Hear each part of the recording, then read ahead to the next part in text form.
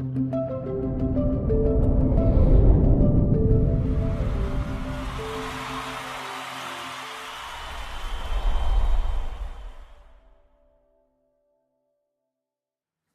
right.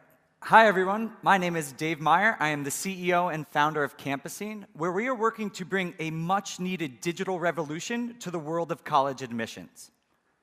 It's shocking to hear, but only about 50% of students who enter college actually graduate. And of course, this is a huge educational problem, but it's also a massive financial burden on both colleges and students alike. But what's interesting about this problem is that of dropouts, 90% are actually in good academic standing when they leave school. So it's clear that it's not that students can't cut it academically, it's that they aren't finding the right fit. And much of this problem can be traced back to the antiquated nature of how colleges and students find one another. See, the current college search process revolves around asking a modern 16-year-old to sift through facts and figures that contain just about none of the information that they actually want to hear. What a student wants to know is what a campus looks like, what the students are like at that school, and if they can see themselves spending the next 4 years there. So it's no wonder that students aren't finding the right fit when the only information available to them is facts and figures. Campuscene is here to modernize the college admissions process by offering engaging digital content for every single school in the country. We are changing the college search from this to this, an interactive experience where students actually explore campuses through virtual tours, maps, videos, and they can even connect with current college students through social media. And we're changing the in-person visit from this to this, an amazing augmented reality mobile application that allows students to get guided video tours, point-to-point directions, and tools to actually save and remember their trips like notes, photos, and videos. In all, Campuscene offers students all the information they need to make a responsible decision about college in a format they expect and actually enjoy. But what Campuscene does next is what will truly change this entire industry.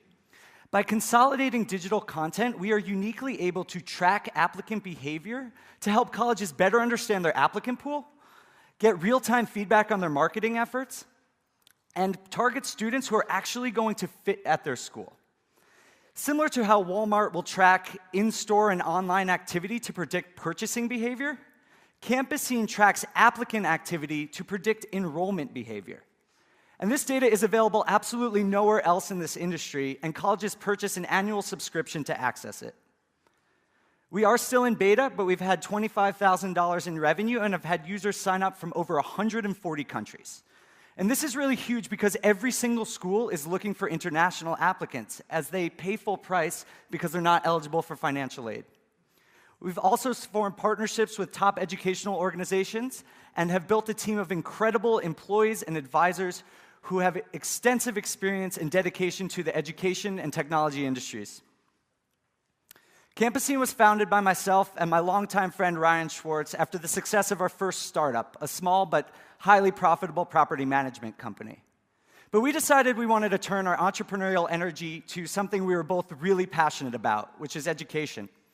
I come from a family of educators and spent 4 years working in an admissions office where I was exposed to how subjective and antiquated this industry truly is. Ryan was a member of Teach for America and was tasked with helping his high school students find the right fit in college and was disappointed by the tools available to them. Together, we realized there is a massive information gap plaguing this industry and preventing better results. So we decided we would bring the data-driven decision-making that has improved results in almost every other industry to higher education.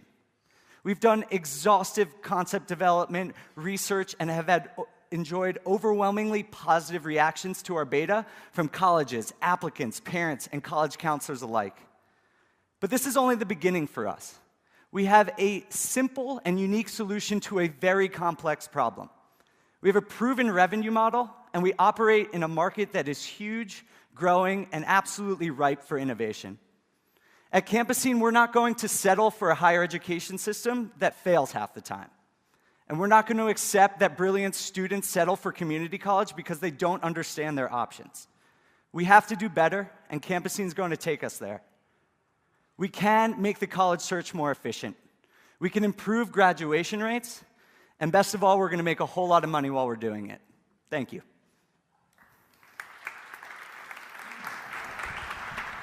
All right. So the big question, how do you acquire users? The primary strategy is through institutionalizing ourselves into educational organizations, like governments, school districts, and high schools. As you can imagine, this industry really reinvents itself every year. So rather than trying to market to individual students, we're partnering with organizations like the Colorado Department of Higher Education, Teach for America, charter management organizations across the country, so that students can use these tools actually in the classroom. But if you want colleges or universities to pay you, you probably need significant users hitting or interested in individual colleges rather than the broad approach. So do you not focus on certain areas or certain type of schools that the students want to go to those schools? I mean, how do you target your user base? We try to offer value to students who are looking for every single type of school. So on our platform, we have everything from professional schools to beauty schools to associate level and bachelor level students. All of these students are looking for a college experience. There are over 18 million people actively looking for a college experience, and every single college can use this type of data. I think what our approach is that every single college has a different type of fit, a different personality that different students are looking for. So it's definitely in our interest to cast as broad a net as possible to be able to figure out what is the best opportunity for different students and for different colleges. You couldn't have picked a better topic for me. I don't know if you researched me, but for the last 2 years, I've been scouring universities because I have a college freshman this year. So I've been to 25 schools. I completely understand this. As a marketer, I totally get it. In fact, your alma mater, I think, is one of the most slept-on schools in the country, and I happen to visit the Rochester School. Oh, nice. My question is around the content. How are you sourcing the content? I would imagine that's really challenging to get the content.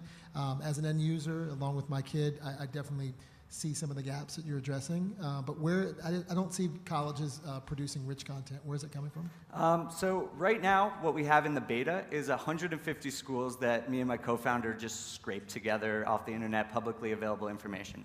That's a really good point, and sort of to your point about casting that broad net. We need to have a baseline of quality digital content for every single school.